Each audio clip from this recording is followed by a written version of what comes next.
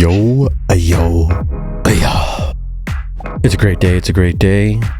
Midnight tonight is actually my B-day, so I'm gonna post this by the time you see it. I'm 29. It's a good day. We are going up, but today specifically, we are going up on that Kai Waichi. I love this song called The Ritual by Kai Waichi. I put it in my Ableton, remade that, learned a lot of things on the way, and I want to show you guys what I learned. Lots of layering tricks going on, cool flow tricks, bass design, sound design. Nice sub is included, but first we're gonna check it out. Let's see what's going down.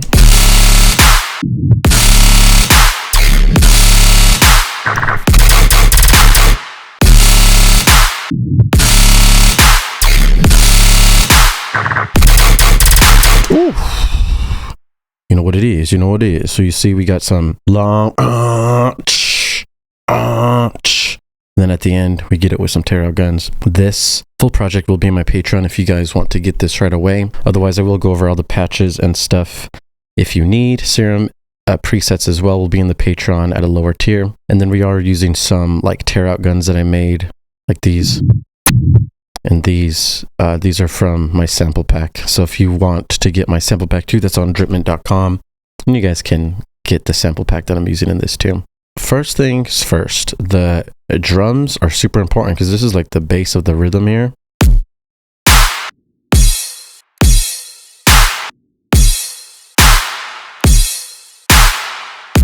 This is standard rhythm kick and clap combo. We pick a nice clap, but we add a lot of reverb to it. So this is the regular clap. We have the regular clap, then we turn it up, then we add reverb and parallel. So this dry chain is playing the regular clap with the saturator. This one is adding reverb. So now we have two of them playing at the same time. This reverb is set to 2 seconds decay, 78% dry wet, which is adding this huge reverb tail. And then multiband dynamics is turning up the whole thing.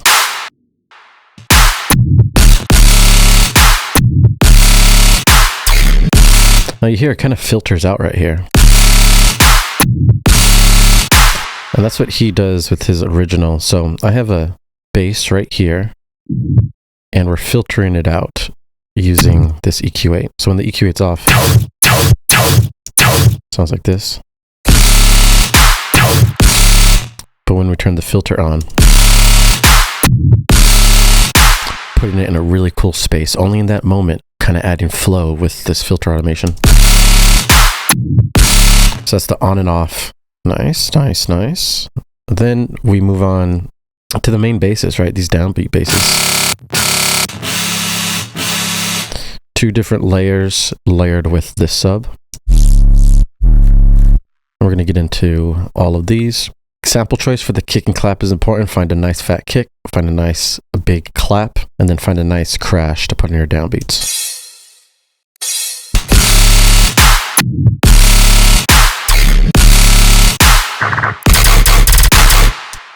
So these first are like sustains. Check out the post-processing. We have a kick tight. We have a saturator at 10. Camel crusher on 2 warmth. Setting this to mono. Wide noise, adding a little bit of noise. This utility is also turning it down a little bit. Minimum post-processing. And then in Serum, the comb filter is doing a lot. You can move this cutoff knob left and right and change the tone to get a lot of different basses. Right now it's set at 104 Hertz. Put it on sludge crank, which should be in either analog or digital. In digital, you'll find sludge crank. Oscillator B, this is acid in analog. Check out the wavetable position for oscillator A. It's at 146. Oscillator B, it's at 256. FM from B is on oscillator A. Turn it up to 33. Levels all the way down. Oscillator B, sync is turned on with the knob all the way down. Level is turned all the way down. Then you add the LFO1. First make this shape, real long, nice shape on envelope, 1/4. You'll make this shape, you're going to put it on wavetable position, go up a little bit to 5, up on the FM to 27, up all the way on the level. And on oscillator B, you're going to put it on the sync, going up 16. Also, the filter will have some LFO, so put the LFO on the cutoff, go up 11, adding a little bit of movement with the tonality there. The mix for the filter is 74%. And then we have a sub, but it's on the square.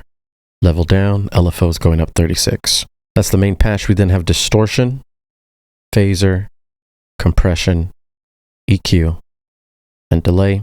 Look at the distortion. We're using 0 square specifically. Drive at 88%, making a cool tone. Phaser, depth is all the way up. Adding width, frequency is at 185. Feedback is up at 80. Rate is all the way down, and mix is at 38%. Compression's multiband on. Gain is up to 4. Threshold is down to -10. With this EQ, we're putting this frequency all the way down. We're changing it to the high cut and the low cut here.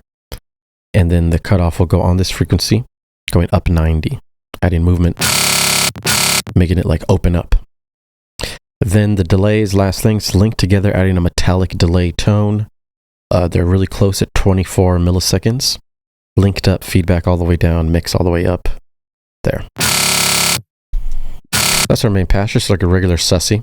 And like I said, you can move this cutoff to make different sussies. Cool. So we're just going to keep it over here.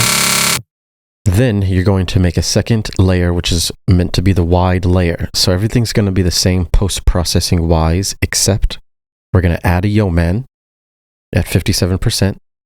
If you search for Yo-Man, it'll be in user library.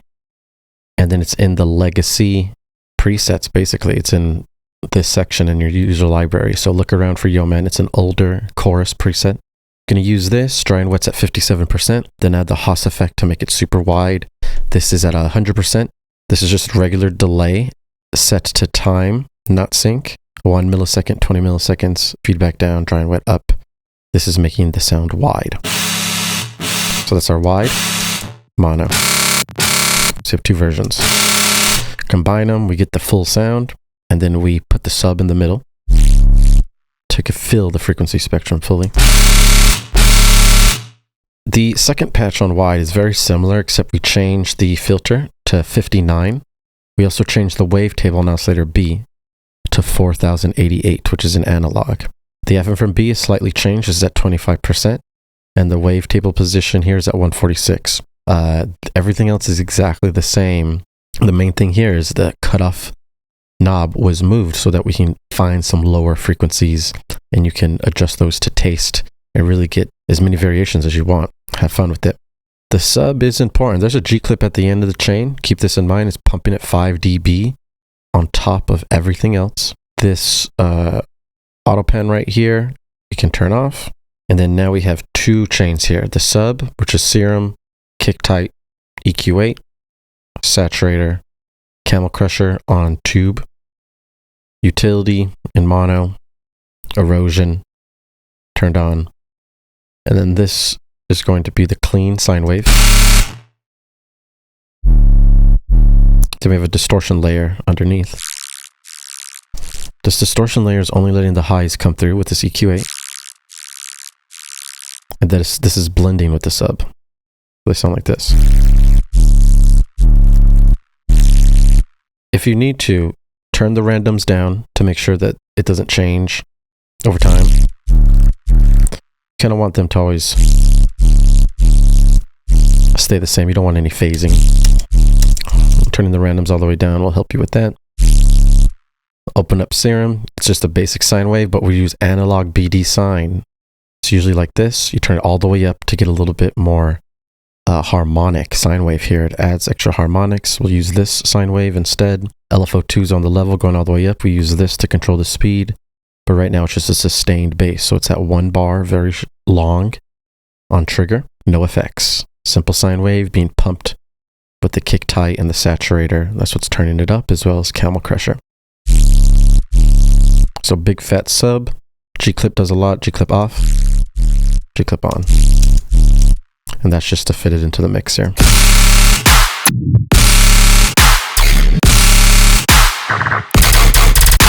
So basically, after the snare hits at 3, right before the next bass hits, we have the filtered out gun, which is adding a lot of movement.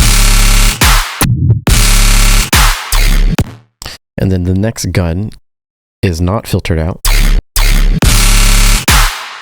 So you'll see the clap is really demanding everything here. So as soon as the clap happens, that's like putting the basses around these claps.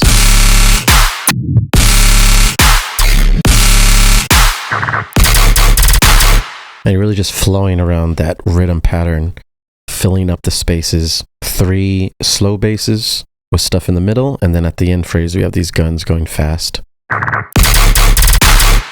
Right before the phrase, this is the last phrase, we have it filtered out. So these guns are actually filtered out. Look at this. With this EQ8. So we can make a little bit of difference as it's progressing.